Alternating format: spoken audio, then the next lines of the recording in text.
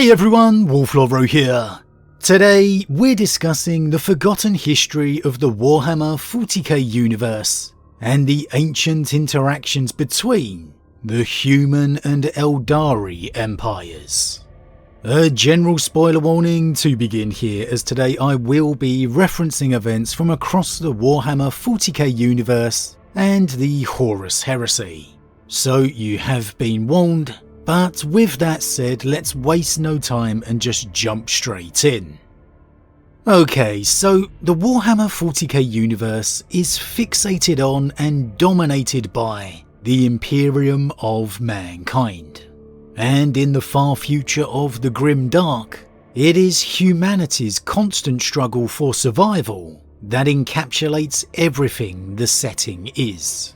The galactic-spanning empire, mired in eternal war, and that owes everything to the sacrifice of its god emperor, his eternal suffering upon the Golden Throne. And this is made all the more tragic by the events of 10,000 years in its past, the emperor arising from the myths of ancient old Earth, unifying terror, and creating his primarchs to lead the Space Marine legions into the stars. His goal to reunify mankind and claim the galaxy beneath its heel, which he all but did, reaching the very cusp of ushering in a new golden age for humanity, only to have it all torn away by the son he trusted the most, Horus Heresy. And these are the two great time periods that dominate the 40k universe that we know, the current Grim Dark and the event of its founding 10,000 years before. However, the rest of mankind's history is a curious enigma, a teasing mystery. For indeed, how could the Emperor launch a crusade to reunify mankind across the galaxy if mankind hadn't already spread across the stars? How and when mankind first began its travels from old Earth out into the void isn't known. All that is known is that it clearly happened, and in a time referred to as the Golden Age of Expansion, the Age of Technology. This whole period of humanity's past is largely a complete and utter mystery, with virtually no true facts known, other than how it ended, with a war against the Men of Iron, followed by warp storms cutting off the entire galaxy as the Aeldari Empire fell, leaving the pockets of humanity to splinter and fend for themselves, desperately clinging on for survival. And thus the history of this time was lost, with humanity remaining fractured until the coming of the Emperor. However, there is a couple of very intriguing clues out there that point to some very interesting possibilities regarding humanity's existence in that golden time, and its relationship with the Aeldari Empire. The Aeldari were undoubtedly already a galactic empire during mankind's expansion, and thus the two would have undoubtedly interacted in some way.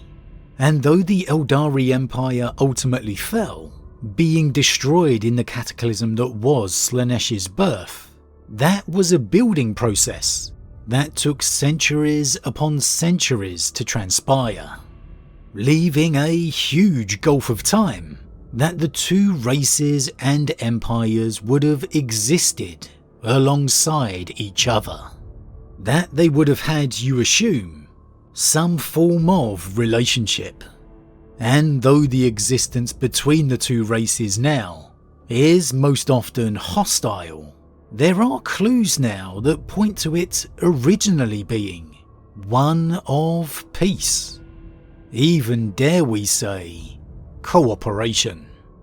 Within the Belisarius Core novel Genefather, Belisarius calls for a meeting with representatives of several Mechanicus forge worlds, with the meeting place to be within the Avernus system.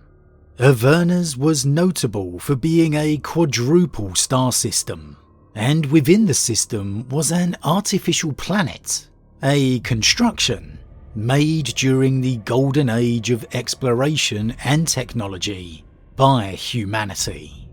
It was more flat than a globe, but it had an atmosphere and environment, even mountain ranges and forests, and the gravity of the world was made to be exactly the same as Terra, Old Earth.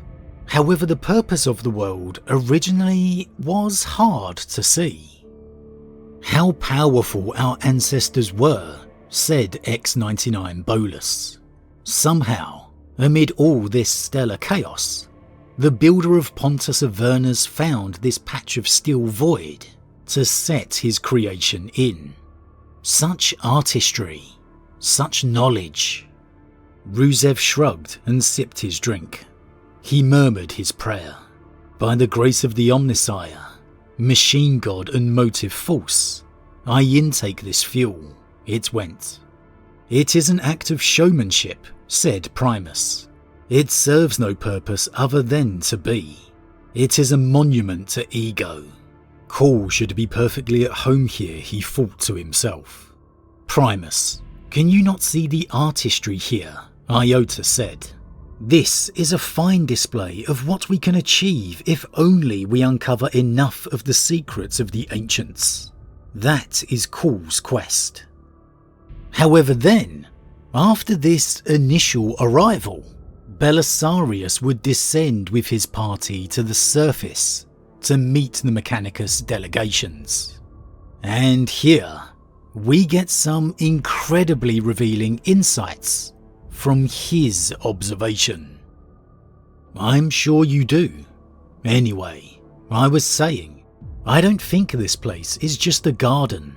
I've always wanted to come here, you know.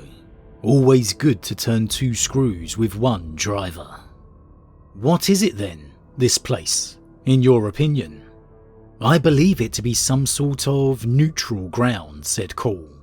Consider the readings I have taken. I don't know what they are. I'm about to tell you, said Call.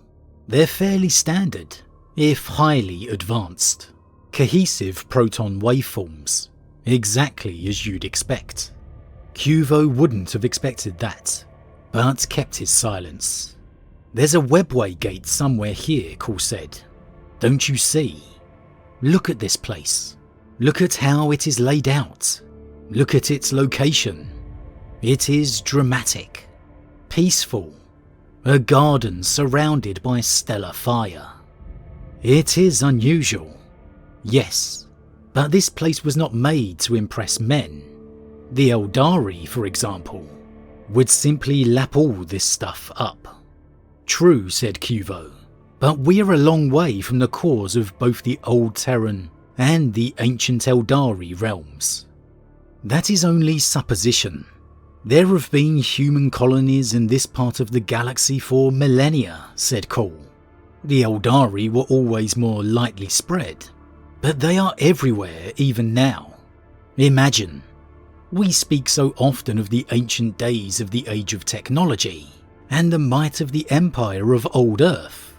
We also speak, you and I, of the Aeldari. We do. We do. We have. We speak of how powerful they were, just like the people of Old Earth. These two empires may have existed at the same time.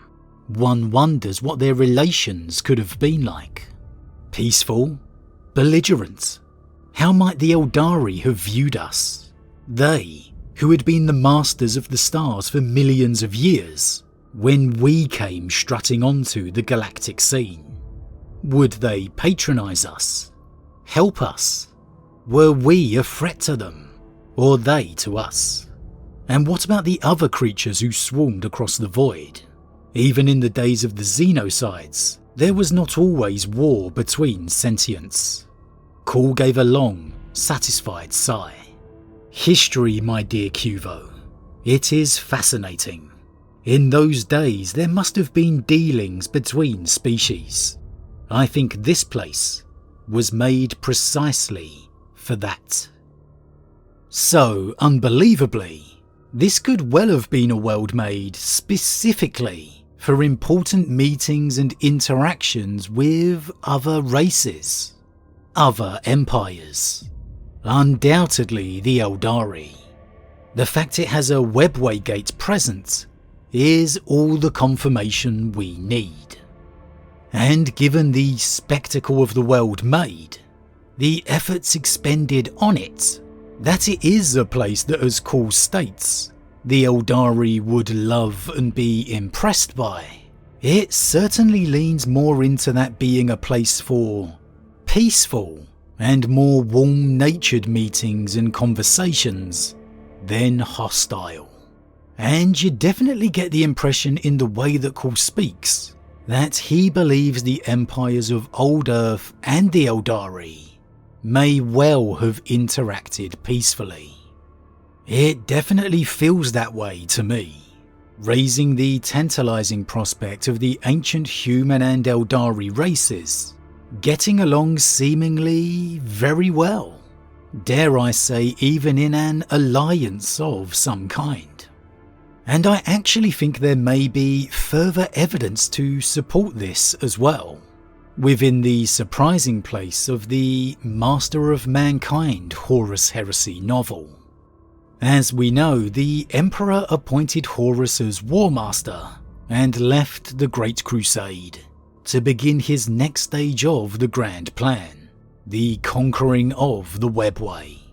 And within the Master of Mankind novel, we got to see within the Webway when the plan was all going wrong, and we learnt that they had made a bastion of sorts in a place they called the Impossible City, an ancient ruined Aeldari city within the Webway named Kalastar.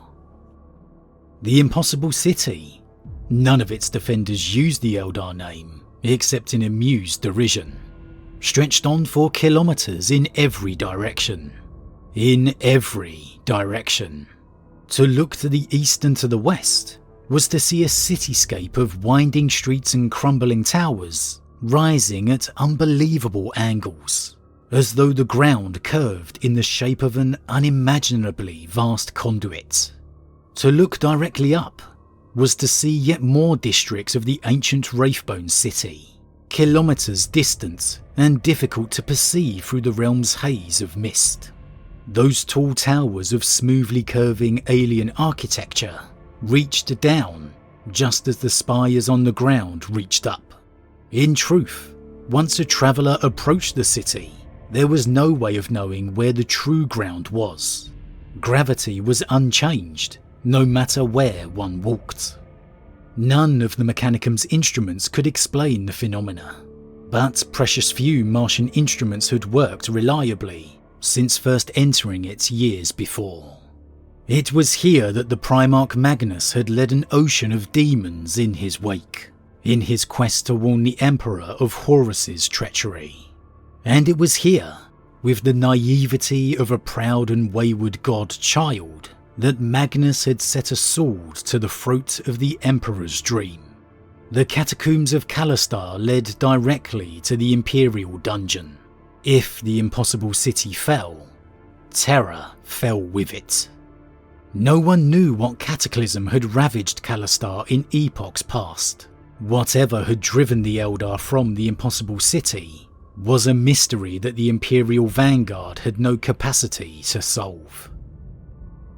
So Kalastar is an ancient Aeldari city within the Webway, located directly near Terra, Old Earth. So much so, in fact, it's the very first major thing the Imperial effort comes across within the Webway. That if the Imperials lose it, the direct path to the Throne Room Gateway lies open. And the fact that there just happens to be a major Aeldari settlement within the Webway, right near what would have been Old Earth, is coincidence enough. But then, we learn it is a very gateway to the webway beyond. Not simply the Imperium is using it as one, but that is clearly what Kalistar originally was. The Impossible City was a gateway to the webway beyond. At its borders, the web began. Thousands of capillary tunnels and great thoroughfares worming through the ancient alien network, leading to other worlds and regions in the galaxy. And you have to keep in mind that obviously such a hub location works both ways. Not only is Kalistar a gateway to the webway beyond, but it's a major focal destination for the webway network to come to. Meaning that there is a very real possibility that the Aeldari came to Kalistar in ancient times from the galaxy wide, making Kalistar a hugely important place.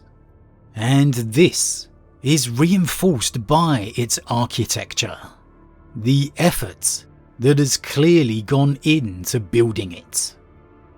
The approach was once a scene of stunning, if alien, beauty.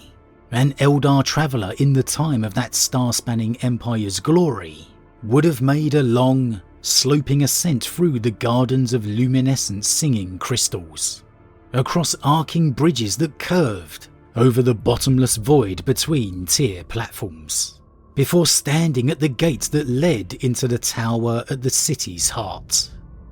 So we have a major Eldar hub city in the webway, located right near the homeworld of humanity, and it's a place of undoubted importance.